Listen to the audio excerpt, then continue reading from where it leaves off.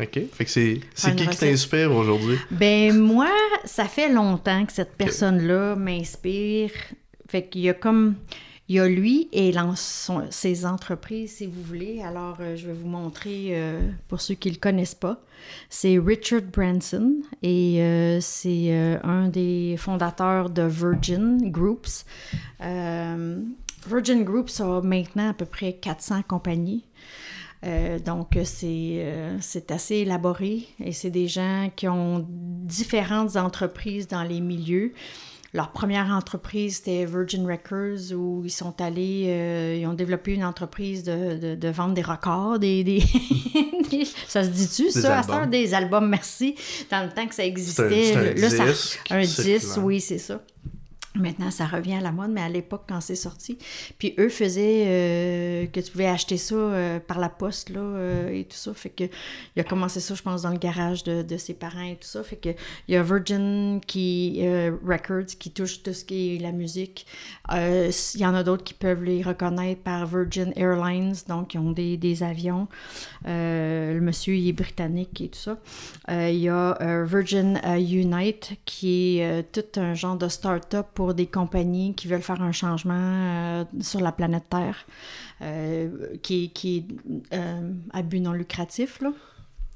L'économie sociale, dans le fond? Un peu de tout ça, là. Et puis, ils ont été souvent... Richard Branson a fait les manchettes en 2021 avec Virgin Galaxy.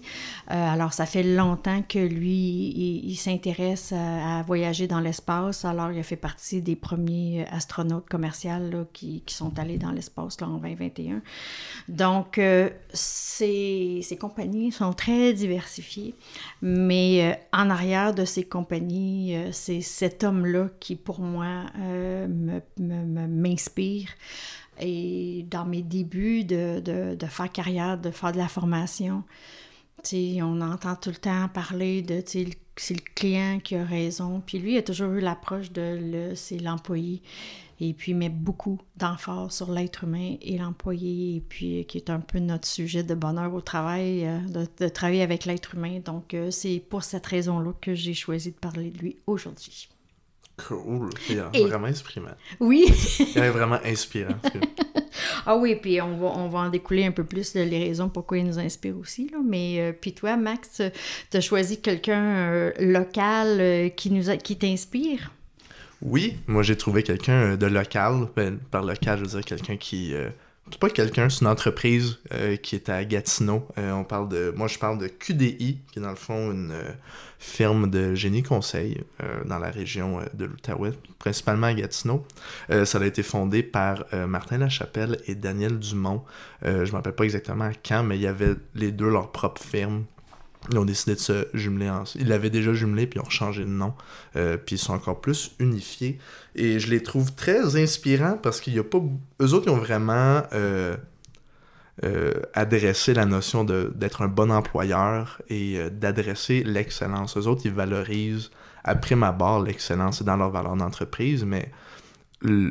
Qu'est-ce que j'ai trouvé intéressant quand j'ai pu m'asseoir puis jaser avec Martin, c'était de comprendre que c'est vraiment quelque chose qui valorise, parce qu'en 2020, quand tout le monde pensait à sauver les meubles pendant qu'ils voyaient, la pandémie faisait en sorte que ça fermait, il y a beaucoup de choses qui fermaient, ça cause un gros ralentissement des activités, eux, ils se sont retournés puis ont fait « OK, comment est-ce qu'on peut devenir excellent à autre chose? » Puis ils sont concentrés sur le fait de devenir excellent comme employeur, excellent comme patron, puis ils ont décidé ils ont eu leur objectif. Comment est-ce qu'on fait pour devenir d'excellents patrons?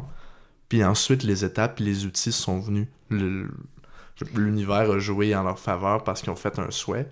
Puis les outils sont venus par la suite, ils ont été ouverts aux opportunités.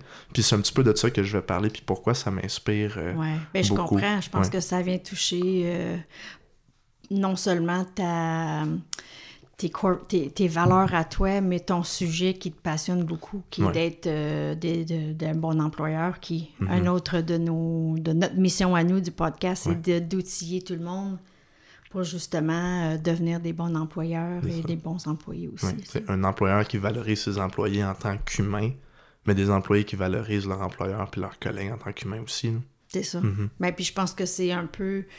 ce qui est commun aux deux entreprises qu'on présente, ou c'est les visionnaires derrière ces entreprises-là, c'est justement ça, c'est de focusser sur l'être humain qui travaille dans leur boîte, qui ressort le Exactement. plus et qui nous passionne, moi Ouais. puis toi, toutes les deux, tu sais. Oui, puis si je peux me permettre de citer un article qui a été écrit justement sur QDI puis leur pratique de gestion des ressources humaines et leur pratique de marque employeur. Ils disaient qu'ils ont une réelle préoccupation de satisfaire les aspirations personnelles et professionnelles de leurs employés. Donc, il y a autant professionnel que personnel aussi. Ouais. Ça, c'est... Je vais rentrer un petit peu plus là-dedans, peut-être un petit peu plus tard dans le podcast, sur ce que je trouve vraiment intéressant dans le personnel. Puis c'est pas juste le fait que... C'est comprendre essentiellement que si c'est pas un...